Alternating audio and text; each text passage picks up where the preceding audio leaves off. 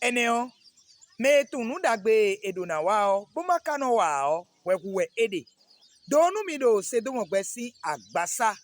do ogbe elomeo nuero jijo wa inole megege ti mono jela jonu yede lowono do so mina wale asantongbe mina wale bono sono gbogbe nu mawa ewe zombo jaki timedole nuwagbon mo goyi we ede bo nu yanyane tiyan mi bo wa nu dagbe olo bi o ma so igode o lo no dagbe yen jado fi o we indole gwegege nu o gbe to gege ti bo kodudo eton wa lo eton ziza eton bi hui no wa kamenu membo na o so nu eyan bo na wa we o ino modole mi na o wa tiyan mede kundo kude na donu emi we o edo mo eno gbawo joko dokpo njurona donu mi dole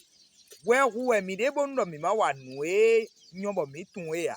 jaki si o ma ta ene ka fotonu kunwe